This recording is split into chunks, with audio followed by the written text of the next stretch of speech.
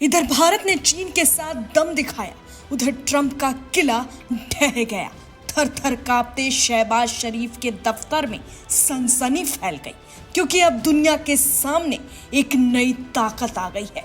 Asia भर का नक्शा रौद्र रूप ले रहा है।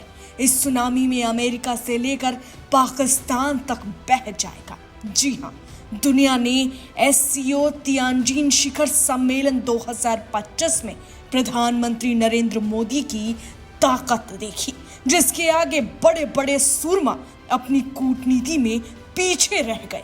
तियानजिन से आई ये तस्वीरें सिर्फ मुलाकात नहीं, ये भूचाल है।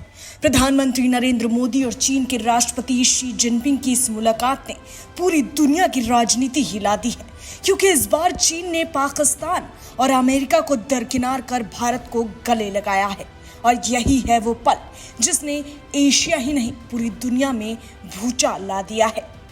पाकिस्तान, जो हमेशा चीन को अपनी ढाल समझता था, तियानजिन की इस टेबल पर उसकी कोई खास जगह नहीं थी, क्योंकि शी जिनपिंग ने साफ कर दिया, आतंकवाद को हथियार बनाने वाले मुल्क के लिए भविष्य नहीं है। अब चीन की साझेदारी सिर्फ भारत के साथ होगी। यहाँ सिर्फ पाकिस्तान ही नहीं, अब अमेरिका भी सख्ते में है।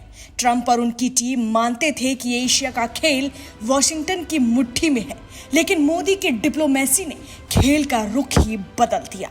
अब एशिया का संतुलन दिल्ली और बीजिंग मिलकर तय करेंगे, और अमेरिका की सुपर पावर वाली अकड़ मोदी के मास्टर स्ट्रोक से धुंधली पड़ गई है। बता दें कि एससीओ शिखर सम्मेलन के बैठक में मोदी और जिनपिंग ने मिलकर ठान लिया कि अगर मतभेद होते भी हैं, लेकिन इस बीच विवाद पैदा नहीं होने देंगे। सीमा पर शांति ही रिश्तों की प्रगति की कुंजी होगी। यानी पाकिस्तान का सबसे बड़ा डर अब हकीकत बन चुका है। दोनों नेताओं ने ठान लिया कि भारत और चीन मिलकर वैश्विक व्यापार को स्थिर करेंगे। द्विपक्षीय व्यापार घाटा घटेगा, निवेश बढ़ेगा और नीतियों में भरोसा लौटेगा। सीधे शब्दों में कहें तो भारत और चीन की जोड़ी पूरी दुनिया की अर्थव्यवस्था को दिशा देने जा रही है। इधर पाकिस्तान की हालत ऐसी है कि उसके गले से पानी भी नहीं उतर रहा। जिस चीन पर उसे नाज था, वही चीन अब भारत के साथ भविष्य लिखने बैठ गया है। पाकिस्तान के लिए झटका आने वाले दशकों तक याद रहने वाला है। बता दें कि मोदी ने जिनपिंग को 2026 के ब्रिक्स शिखर सम्मेलन में भारत आने का न्योता भी दिया है। आपको स्पष्ट कर दें कि ये सिर्फ एक निमंत्रण नहीं था, ये उस नए एशिया का ऐलान है जहां भारत और चीन मिलकर शक्ति संतुलन तय करेंगे और अमेरिका सिर्फ दर्शक बनकर रह जाएगा। पड़ोस में भी मोदी का मास्टर स्ट्रोक जारी है।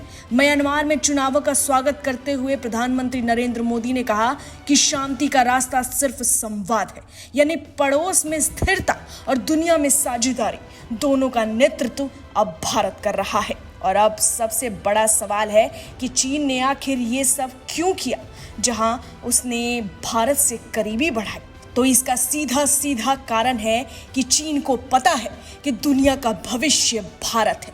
मोदी की सोच है विकास की, और चीन की तरक्की और भलाई भी तभी संभव है जब वो भारत के साथ खड़ा हो। यानी चीन ने पाकिस्तान और अमेरिका को नजरअंदाज करके उनकी औकात दिखा दी, क्योंकि उसे यकीन है कि भारत ही वो ताकत है जो आने वाले कल की दुनिया बदलने की क्षमता रखता है।